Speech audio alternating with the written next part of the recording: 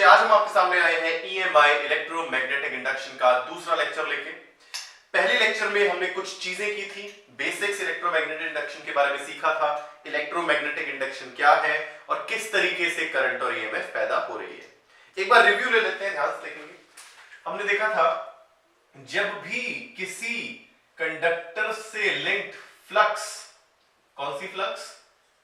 Magnetic flux change होगी तो उसमें एक ईएमएफ जनरेट होगी। इसको हम बोल रहे थे इंड्यूस्ड ईएमएफ। बात समझ में आई? ये फ्लक्स क्या था? फ्लक्स का अगर मैं फॉर्मूले की बात करूं, ये था B dot A, B vector dot A vector, यानी किसी पर्टिकुलर एरिया से कोई मैग्नेटिक फील्ड बी पास करेगी। This is my area vector, this is इनके बीच का angle theta, this is B vector. तो मेरा फ्लक्स था B A cos of theta, और जो ईएमएफ पैदा हो रही थी उसका मैग्नीट्यूड था d phi B by d t. Flux तीन तरीके से चेंज हो सकती है, या तो मैं बी बदलूं, या तो मेरी मैग्नेटिक फील्ड लगातार चेंज हो रही है, या मेरे लूप का एरिया चेंज हो रहा है, या एरिया वेक्टर और फील्ड के बीच का एंगल चेंज हो रहा है थीटा। तो तीन तरीके से फ्लक्स चेंज हो सकती थी, यानी तीन तरीके से ईएमएफ या करंट मेरा इंड्यूस हो रहा है। ये था Faraday's law, this is my Faraday's law. इसके बाद हमने देखा था लेंज लॉ। लेंज लॉ ने क्या बोला था? Current is induced, current is induced in such a way so that it opposes the change in flux। इस पे हमने कुछ एग्जांपल्स किए थे। करंट इस डायरेक्शन में इंड्यूस होगा जिसके कारण जो उसमें चेंज आ रहा है उसे अपोज कर सके। तो पिछले लेक्चर में ना दो तीन चीजें रह गई थी, पहले हम वो डिस्कस करेंगे, और आज का हमारा प्राइमरी टॉपिक उसके बाद होगा EMF induced in loop rotating in a magnetic field. कोई लूप मैग्नेटिक फील्ड में रोटेट कर रहा है तो क्या ईएमएफ पैदा हो रही है। इससे पहले लास्ट टाइम का कुछ एक छोटा सा टॉपिक था, छोटा टॉपिक भी नहीं है, खुद आप कर सकते थे वो अगर सवाल आपको वैसे आते, बट एक बार देख लेते हैं, ध्यान से समझना। मान लो मेरे पास एक लूप है, 3D में समझना, मेरे पास एक ये 3D में लूप है और मेरे पास एक ये मैग्नेट है। मान लो ये मैग्नेट का नॉर्थ एंड है, ये साउथ। मैग्नेटिक फील्ड कहां से जा रही है? नॉर्थ से साउथ। मैग्नेटिक फील्ड मेरी कुछ इस तरीके से जा रही है। अब क्या किया मैंने, अगर ये सिस्टम ऐसे पड़ा है, कोई फ्लक्स चेंज नहीं हो रही लूप से, कोई ईएमएफ नहीं आ रही, कोई करंट इंड्यूस नहीं हो रहा, बट समझो अगर मैं इस मैग्नेट को इसके पास लाऊं, इस मैग्नेट को इसके पास लाऊं, तो हो क्या रहा है? ये लूप है 3D में, समझो ये लूप है, इस मैग्नेट को इसके पास ला रहा हूं, यानी अंदर जाती हुई ये फ्लक्स बदल रही है, अंदर की तरफ फ्लक्स बढ़ रही है। ये रहा लूप, ये रही मैग्नेट, नॉर्थ से बाहर फील्ड निकल रही है, तो अंदर की तरफ फील्ड बढ़ रही है लूप में, तो लूप में फ्लक्स बदली, तो लूप में करंट कैसे पैदा होगा? जो ये अंदर जाती हुई फील्ड को अपोज करे, यानी लूप में करंट ऐसे पैदा होगा कि उसकी खुद की फील्ड इधर हो। यानी लूप में करंट कैसे पैदा होगा?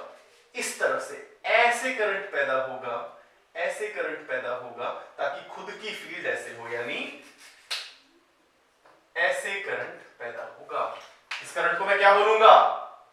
This is my anti clockwise current, anti clockwise current. इसे ऐसे समझो, अगर मेरा लूप ये है, अगर मेरा ये लूप है और ये मेरी मैग्नेट है, नॉर्थ ये है, साउथ ये है, अगर इसे पास ले गया तो अंदर की तरफ फील्ड बढ़ रही है, अगर मैं इसे पास ले गया तो अंदर की तरफ फील्ड बढ़ रही है, तो इसमें करंट ऐसे आएगा कि इस फील्ड को अपोज करे, यानी करंट इस तरीके से आएगा एंटी क्लॉक वाइज, ताकि खुद की फील्ड इसकी बाहर हो, मैं इसे अंदर की तरफ फील्ड बढ़ा रहा था।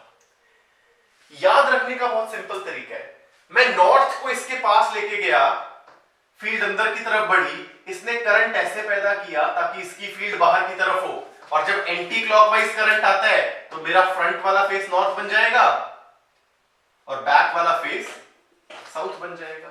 यानी अगर नॉर्थ को पास लेके गए तो फ्रंट फेस भी मेरे लूप का क्या बन जाएगा, नॉर्थ। सिमिलरली अब सोचो, साथ साथ नोट्स बनाते रहो, सोचो। अगर मैं साउथ फेस को पास ले जाता, ये मेरा लूप है, अगर मैं साउथ फेस को पास ले जाता, बनाते हैं एक बार, तो क्या होता, तो फ्रंट फेस मेरा साउथ बन जाता। कैसे देखते हैं, मान लो ये मेरा लूप है 3D में, अब मैं इस साउथ एंड को इसके पास ले जा रहा हूं। साउथ एंड कैसे, नॉर्थ से निकल रही है फील्ड, साउथ में आ रही है, यानी साउथ में फील्ड आ रही है, साउथ में फील्ड आ रही है।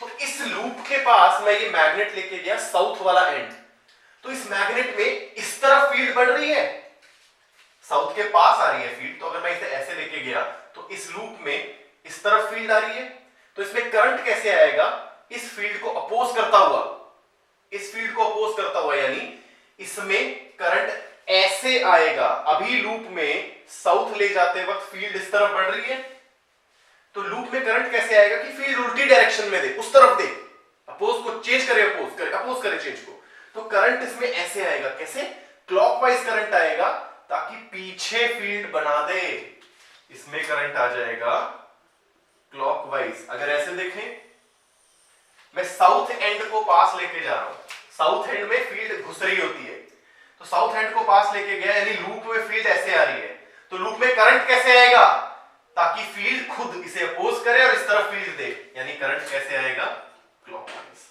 क्लॉकवाइज करंट आएगा, मतलब ये फेस साउथ बन जाएगा, बैक फेस नॉर्थ बन जाएगा। यानी साउथ को पास लेके गए तो मेरा फ्रंट फेस क्या बन गया, साउथ, और नॉर्थ को पास लेके गए थे तो मेरा फ्रंट फेस क्या बन गया था, नॉर्थ। प्लीज इस रिजल्ट को लिख लेंगे, आखिरी बार ये रह गया था, कर तो आप ऐसे भी सकते थे, करंट कैसे पैदा होगा, जिस तरह वो फ्लक्स को, उसमें चेंज होने वाली चीज को अपोज कर सके, वही किया। तो अगर साउथ को पास लेके गए करंट आएगा क्लॉकवाइज, नॉर्थ को पास लेके गए करंट आएगा एंटी क्लॉकवाइज, यानी ये फेस एज साउथ काम करेगा, ये एज अ नॉर्थ। चलो, छोटी सी चीज थी जो रह गई थी, आई गेस की चीजें अब आ गई हैं। अब आते हैं अपने मेन टॉपिक पे, EMF induced in a loop rotating in the magnetic field. चलो मान लो मेरे पास मैग्नेटिक फील्ड है, बाहर मान लो, अंदर मान लो, जो मर्जी मान लो, बाहर मान लो, थोड़ी देर के लिए मान लो एक इलाके में मेरी ऐसी फील्ड है, एक इलाके में मेरी ऐसी फील्ड है, बना लो, अच्छे से बना लो, और यहां मैंने एक कंडक्टर का लूप रखा हुआ है, मैंने कंडक्टिंग लूप रखा हुआ है, मेटल का बना हुआ लूप रखा है। अच्छा, ध्यान से समझना, अगर ये लूप ऐसे घूम रहा है, तो क्या कोई ईएमएफ पैदा होगी, सोच समझ के बताना। ईएमएफ पैदा होने के लिए इनमें से कोई एक चीज बदलनी चाहिए, या तो फील्ड लूप में से, या लूप का एरिया, या एरिया वेक्टर और फील्ड के बीच का एंगल। यहां कुछ बदल रहा है क्या, ऐसा हो रहा है, देखो क्या हो रहा है, ऐसा कुछ हो रहा है, ये फील्ड थी बाहर की तरफ और ये लूप ऐसे घूम रहा है, तो ना इसका एरिया बदल रहा, एरिया कांस्टेंट है, ना लूप में से फील्ड बदल रही, फील्ड तो पहले भी बी थी, अभी भी बी रह रही है, और अभी इसका एंगल, एरिया वेक्टर इस तरफ है, फील्ड भी इस तरफ है, ये जितना मर्जी घूम ले, इसका एरिया वेक्टर ऐसे ही रहने वाला है और फील्ड भी ऐसे रहने वाली है। तो इस केस में ना ही एरिया चेंज हो रहा, ना ही मैग्नेटिक फील्ड चेंज हो रही, और ना ही मेरा थीटा बदल रहा, यानी there is no EMF is not induced. समझो समझो समझो मसक्कली, मेरी ईएमएफ कब इंड्यूस होगी? मेरी ईएमएफ कब इंड्यूस होगी? जब इन तीनों में से कोई पैरामीटर बदलेगा टाइम के साथ। कोई भी नहीं बदल रहा यार, तो ईएमएफ कहां से इंड्यूस होगी? चलो समझ आई। But but but but but but but but but अगर मैं इस लूप को कुछ इस तरीके से रोटेट करूं, मान लो ये इसकी एक्सिस, अब ये इस तरीके से रोटेट हो रहा है, सोचो अब ईएमएफ आएगी, सोचो क्या बदल रहा है? कुछ बी नहीं बदल रहा, कांस्टेंट है। मेरा बी नहीं बदल रहा, कांस्टेंट है। एरिया भी लूप का कांस्टेंट है भाई, ये भी नहीं बदल रहा, तो बदल क्या रहा? सोचो, ये रहा लूप, ये रहा एरिया वेक्टर, इससे बाहर एरिया वेक्टर, और फील्ड भी इस तरफ ही है। तो जब ये ऐसे घूम रहा है, जब ये ऐसे घूम रहा है, तो मेरी फील्ड तो बाहर की तरफ है हमेशा, बट ये एरिया वेक्टर चेंज हो रहा है, एरिया वेक्टर की डायरेक्शन बदल रही है, एरिया वेक्टर की डायरेक्शन बदल रही है, यानी इनके बीच का, फील्ड और एरिया वेक्टर के बीच का एंगल बदल रहा है। In this case my theta is changing, मेरा थीटा बदल रहा है। थीटा क्या है? Angle between area vector and B vector. 3D में समझो यार, ये पहले भी डिस्कस किया है, magnetic effect, moving charge magnetism, electromagnetic induction, सब 3D में इमेजिन करने वाली बात है। कंसेप्ट क्लियर हो, 3D में इमेजिनेशन स्ट्रांग हो, अपने आप चीजें आएंगी। यहां पर एंगल बदल रहा है, तो डेफिनेटली ईएमएफ इंड्यूस होगी, एक ईएमएफ पैदा होगी। उसी को मैं बोल रहा हूं EMF induced in a rotating loop, rotating in magnetic field. अगर ऐसे रोटेट करता कुछ नहीं बदल रहा था, बट ऐसे रोटेट किया तो बदला। चलो देखते हैं। मुझे पता है फ्लक्स, मैग्नेटिक फ्लक्स का फॉर्मूला बी ए कॉस थीटा। सर फ्लक्स बदल रही है, बिल्कुल। थीटा बदल रहा है तो फ्लक्स भी बदलेगी। थीटा टाइम के साथ बदल रहा है तो फ्लक्स भी टाइम के साथ बदल रही है। अब ध्यान से देखो, सर्कुलर मोशन या रोटेशनल मोशन में मान लो ये ओमेगा से घूम रहा है, omega is angular speed, angular speed मेरी ओमेगा है। हमें पता है एक चीज, angular displacement is equal to angular speed into time. ये चीज तो सर्कुलर मोशन में पढ़ा होगा। अब देखना हो क्या रहा है, हो क्या रहा है। ये रहा मेरा लूप, ये रहा मेरा लूप, और ये रहा मेरा एरिया वेक्टर।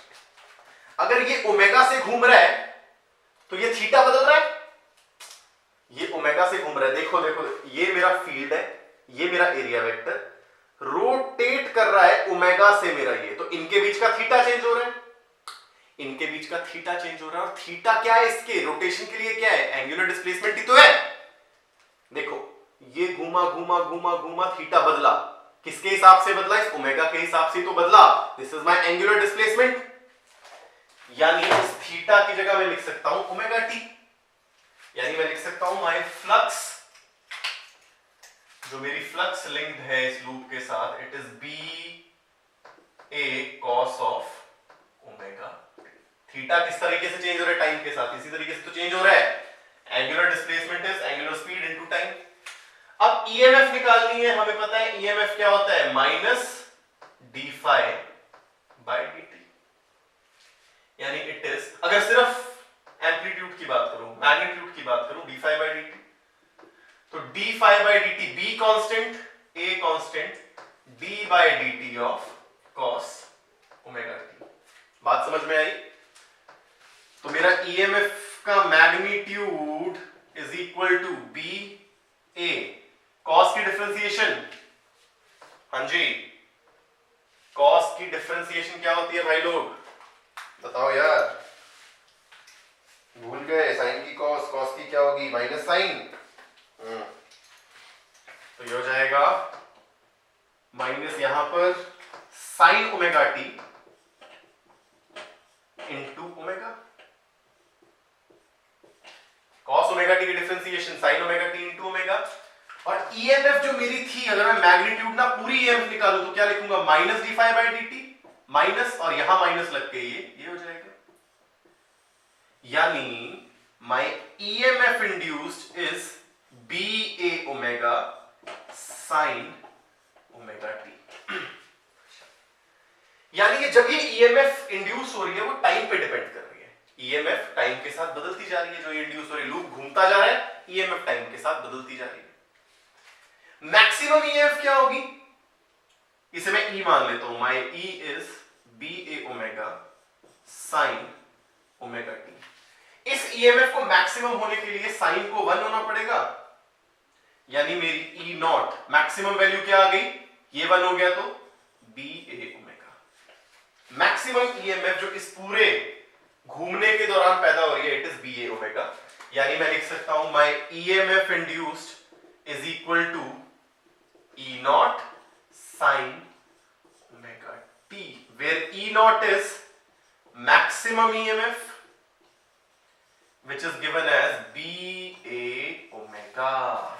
बात समझ में आई बच्चे?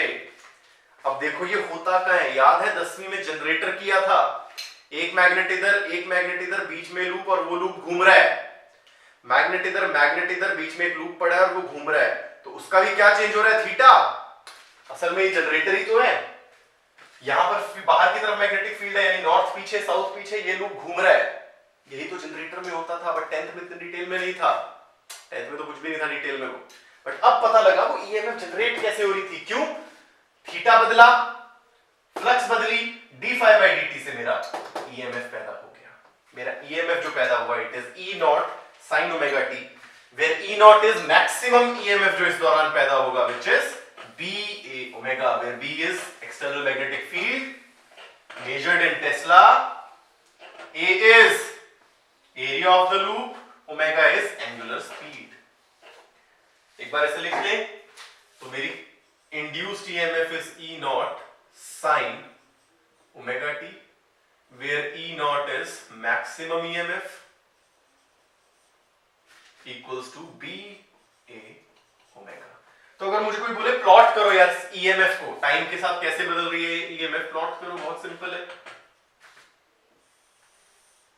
साइन का ही तो ग्राफ आएगा, साइन का ग्राफ आएगा, टाइम के साथ ईएमएफ कैसे चेंज हो रही है, साइन का ग्राफ आएगा, और मैक्सिमम वैल्यू कितनी आएगी, अगर सिर्फ साइन होता तो 1 होती, तो ये 1 into E naught, maximum value is B A omega, और इस तरफ भी माइनस बी ए ओमेगा है, क्या ये ई वर्सेस टी, टाइम के साथ ईएमएफ इस प्रकार से बदल रही है, this is T by 2, this is T. बात समझ में आई बच्चे? तो मेरी जो ईएमएफ पैदा हुई जब मेरा लूप रोटेट कर रहा है इस तरीके से, it is E naught sine omega t. Omega क्या है, where omega is angular speed जिसके साथ मेरा लूप रोटेट कर रहा है, omega is angular speed of rotating loop, rotating loop. बात समझ में आई बच्चे?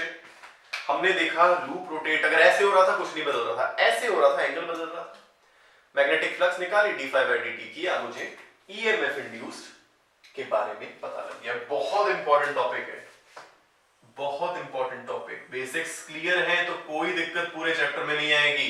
बेसिक्स मतलब Faraday's law, Lenz law, Faraday's law, Lenz law. चलो एक और स्पेशल केस करते हैं जेई में जिससे सवाल आता है, एक और स्पेशल केस करते हैं जिससे जेई में आएगा सवाल। नोट साथ साथ बनाते जाएंगे बच्चे, साफ साफ सुंदर सुशील नोट्स।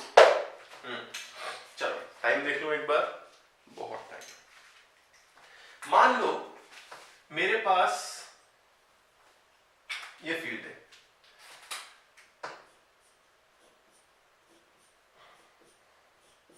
ये मेरे पास फील्ड है, और मैंने एक सेमी सर्कुलर लूप ऐसे रखा हुआ है, ये सेंटर है और ये घूम रहा है ओमेगा से, रेडियस है r। यहां पर ये सारी फील्ड है, नीली बना लेते हैं।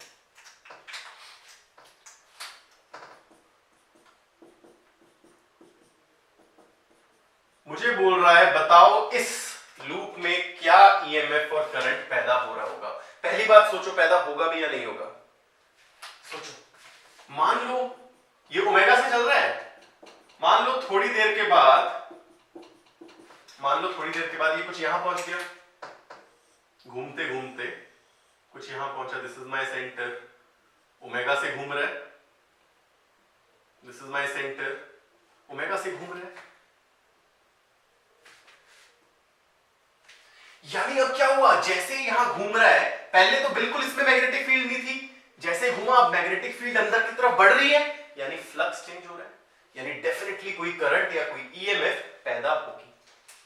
मान लो टी टाइम में घूमते हुए ये फाई एंगल अंदर आ गया, मान लेते हैं थोड़े टाइम बाद यानी टी टाइम के बाद फाई एंगल अंदर आ गया। पहली बात, फ्लक्स क्या होगी, flux is B A cos theta. Cos theta, phi अलग है, थीटा अलग है।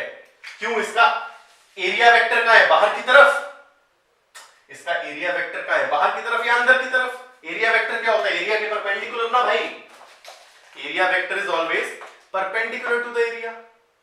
मैग्नेटिक फील्ड अंदर की तरफ है, एरिया वेक्टर चाहे ये फर्क नहीं पड़ता। मैग्नेटिक फील्ड ऐसे है, एरिया वेक्टर इस तरफ ले लो, इस तरफ परपेंडिकुलर रहना चाहिए। तो मैं अंदर की तरफ ले लेता हूं थोड़ी देर के लिए, तो एरिया वेक्टर भी इस तरफ, मैग्नेटिक फील्ड भी इस तरफ, तो दोनों के बीच का एंगल क्या है, 0। और ये हमेशा 0 ही तो रहेगा, ये ऐसे ही तो घूम रहा है लूप, तो एरिया वेक्टर अगर बाहर है हमेशा बाहर ही रहेगा, यानी थीटा तो सेम ही है 0। इस केस में थीटा तो 0 ही है, यानी ये चीज तो 1 ही है, यानी फ्लक्स इसमें है बी ए, मैग्नेटिक फ्लक्स जो है इसमें है बी ए, इसमें मैग्नेटिक फ्लक्स क्या है, बी ए। अब बी तो फिक्स है, बी तो कांस्टेंट है, बट ये एरिया धीरे धीरे बढ़ रहा है जो इसमें आ रहा है, यानी मेरा area is changing, area is changing, तभी तो फ्लक्स चेंज हो रही है। एरिया धीरे धीरे, एरिया कौन सा लेना है जो फ्लक्स में आ रहा है, फील्ड में धीरे धीरे एरिया बढ़ रहा है, यानी फील्ड अंदर बढ़ रही है।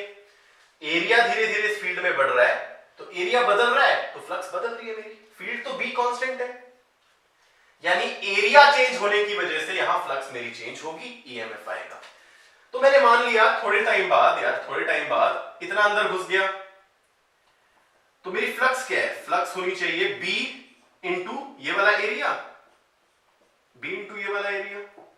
ये एरिया कितना है देखो, this is R, this is R, यही मेरा एरिया है, और ये कितना अंदर आया 5। क्या मैं जानता हूं my arc length is equal to angle into radius, तो ये मेरी आर्क लेंथ कितनी हुई, angle into radius r theta, तो ये ऑलमोस्ट ट्राइंगल बन गया।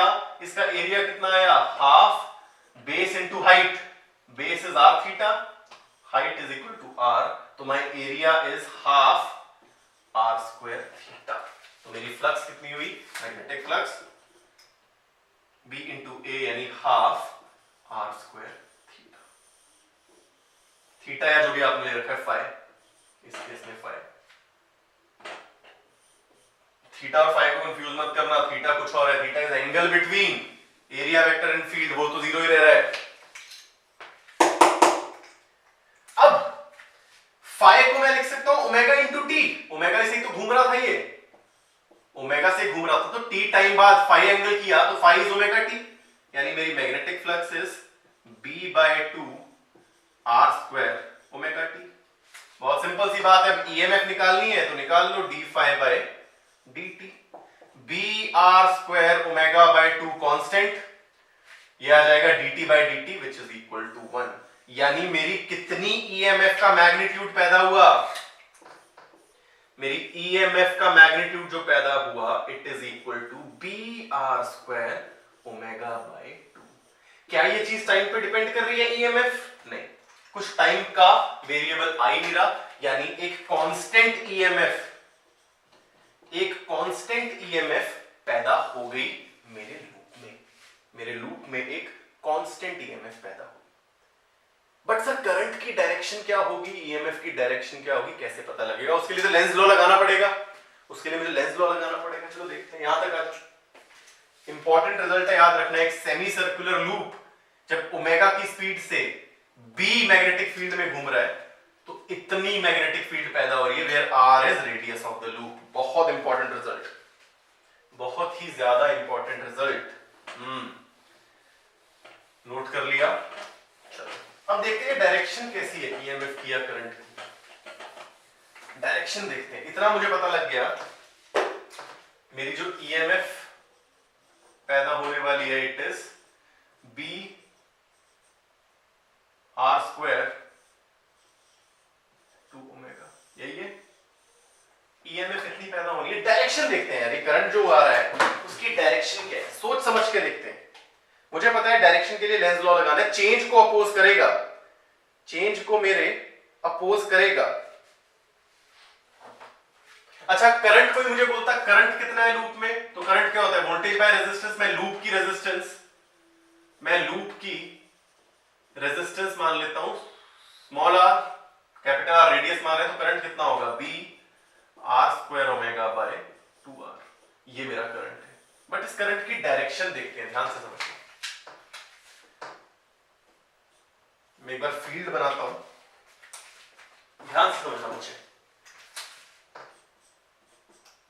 स्टेप बाय स्टेप देखते हैं। ये डायरेक्शन क्या है, क्या सेम रहेगी या बदलेगी? पहले लूप मेरा क्या था, यहां था, फिर से क्या हुआ,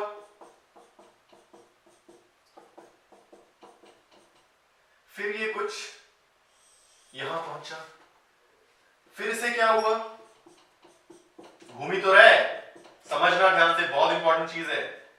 फिर ये कुछ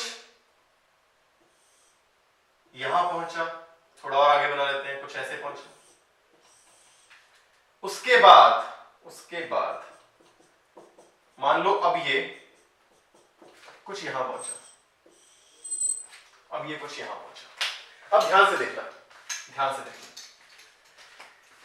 जब ये ऐसे घूमा तो अंदर की तरफ फ्लक्स बढ़ रही है, तो इसमें करंट ऐसे आएगा कि इस अंदर की तरफ जाती फ्लक्स को चेंज करे, यानी बाहर की तरफ फील्ड दे तो कुछ ऐसे करंट आएगा, तो इसमें करंट आएगा कुछ इस तरीके से, कुछ इस तरीके से करंट आएगा। अंदर की तरफ फ्लक्स बढ़ रही है, अंदर की तरफ फ्लक्स बढ़ रही है, तो इसमें करंट कुछ ऐसे आएगा, खुद फ्लक्स बाहर दे। यहां भी ऐसे ही है, अभी भी अंदर की तरफ जा रहा है तो फ्लक्स अंदर की तरफ और बढ़ रही है, अभी भी ये करंट ऐसे देगा ताकि फ्लक्स ये खुद की फील्ड बाहर की तरफ दे। अंदर की तरफ फील्ड बढ़ रही, ये जब ऐसे घूम रहा, अंदर की तरफ फील्ड बढ़ रही, तो इसने ऐसे करंट दिया। बट अब देखो क्या हुआ, अब ये बाहर आ रहा है। जब ये बाहर धीरे धीरे निकल रहा है, अब जो अंदर की तरफ इसमें फील्ड जा रही थी वो कम हो रही है, अब जो अंदर की तरफ इसमें फील्ड जा रही थी वो कम हो रही है, और करंट इस तरीके से आएगा कि चेंज को अपोज करे। चेंज क्या है, अंदर की तरफ फील्ड कम हो रही है, तो इसे अंदर की तरफ फील्ड बढ़ानी है। वो कैसे बढ़ाएगा, ऐसे। तो अचानक से करंट की डायरेक्शन बदल जाएगी। समझो, चेंज को अपोज करना है। इन सब केसेस में अंदर की तरफ फील्ड बढ़ रही थी, इसने करंट ऐसे दिया कि बाहर की तरफ फील्ड बढ़ाए। इसमें जब बाहर निकलना शुरू किया तो अंदर वाली फील्ड अब धीरे धीरे घट रही है इसमें से, तो ये फील्ड ऐसे बनाएगा कि उस घटती फील्ड को अपोज करे, यानी बढ़ाए। तो करंट इसने ऐसे किया ताकि फील्ड ये बढ़ाए। यानी चलो ध्यान से देखो, ध्यान से देखो। कोई मुझे बोले ग्राफ बनाओ करंट वर्सेस टाइम का, कोई बोले करंट वर्सेस टाइम का ग्राफ बनाओ, तो मुझे पता है वैल्यू तो फिक्स है, वैल्यू तो इतनी रहनी है, बट करंट की डायरेक्शन बदल रही है। तो अगर ये रोटेट कर रहा है तो रोटेशन का टाइम पीरियड क्या होगा, रोटेशन का टाइम पीरियड क्या होगा, इसे जब ये ऐसा आ जाएगा कुछ, जब ये यहां तक आएगा यानी आधी रोटेशन हो चुकी है, इस टाइम को मैं बोलूंगा t/2, और जब ये पूरा बाहर आ जाएगा यानी इसके बाद, यहां बनाता हूं, इसके बाद का यहां बना रहा हूं, जब ये पूरा बाहर आ जाएगा इस टाइम को बोलूंगा एक रोटेशन खत्म हुई, t टाइम हो गया। t/2 तक, 0 से t/2 तक करंट की डायरेक्शन ऐसे है, और t/2 से जब तक बाहर नहीं आ रहा तो करंट की डायरेक्शन ऐसी है। किसी को भी पॉजिटिव मान लो, किसी को भी नेगेटिव मान लो, यानी t/2 तक करंट की डायरेक्शन पॉजिटिव में, t/2 से t तक लेके करंट की डायरेक्शन नेगेटिव में होगी। तो सेम ही b r² ω/2r, यहां भी b r² ω/2r। Direction current की बदलती जाएगी, मैग्नीट्यूड तो यही रहेगा। बात समझ में आई? कंसेप्ट क्लियर हुआ? सिर्फ क्या देखना है, इन नटशेल आपने देखना है कौन सी क्वांटिटी बदल रही है। एरिया बदल रहा, यहां क्या एरिया बदल रहा था, एरिया बदल रहा था, किसी भी टाइम पे एरिया निकाल लिया, BA cos थीटा देखा, d∅/dt कर दिया। कंसेप्ट समझो, बहुत इंटरेस्टिंग टॉपिक है। जेई में इसका सवाल लगाना ही लगाना है यार, इसका करना ही करना है। इसका सवाल हमें जेई में, मेंस में, एडवांस में, नीट में, एम्स में, हर जगह इसका लगाना ही है। करके आओगे आप इसका सवाल, कंसेप्ट बिल्डअप करो, स्कोरिंग एरिया है, मजा आता है, कंसेप्ट क्लियर होना चाहिए, दिक्कत बिल्कुल नहीं आएगी। तो आज के लिए इतना ही। अगले लेक्चर में ईएमआई में एक बहुत इंपॉर्टेंट टॉपिक करने वाले हैं जिसको बोलते हैं मोशनल ईएमएफ। वो क्या है, क्यों है और किस तरीके से है, उसकी बात करेंगे अगले लेक्चर में। पढ़ते रहें, साफ साफ नोट्स बनाते रहें, मजे लेते रहें। लॉकडाउन, अब एक बात और सुनो, आप सोच रहे होंगे लॉकडाउन 3 मई को खत्म हो जाएगा। एजुकेशनल इंस्टीट्यूट्स बाद में खुलेंगे, जहां भी बहुत ज्यादा गैदरिंग की संभावना है ना, वो चीजें बाद में खुलेंगी। तो अभी भी कुछ टाइम लगेगा फिजिकल क्लासेस कंटिन्यू होने के लिए। And even if physical classes continue जब भी होती है, ये लेक्चर्स ऑनलाइन आते रहेंगे। तो जो बच्चे +2 में हैं वो +1 का रिवाइज ये ऑनलाइन बैठ के कर सकते हैं। जो बच्चे +1 में हैं वो तो साथ साथ कर ही रहे हैं, +2 का भी चल रहा है। ये लेक्चर सीरीज +1 +2 की लगातार चलती रहेगी, कोई ब्रेक नहीं आएगी, it's my promise. Even if आपकी फिजिकल क्लासेस कंटिन्यू हो जाए, आप यहां से पढ़ सकते हो। असाइनमेंट्स आपको पहुंचती रहेंगी, पढ़ते रहें, मजे लें,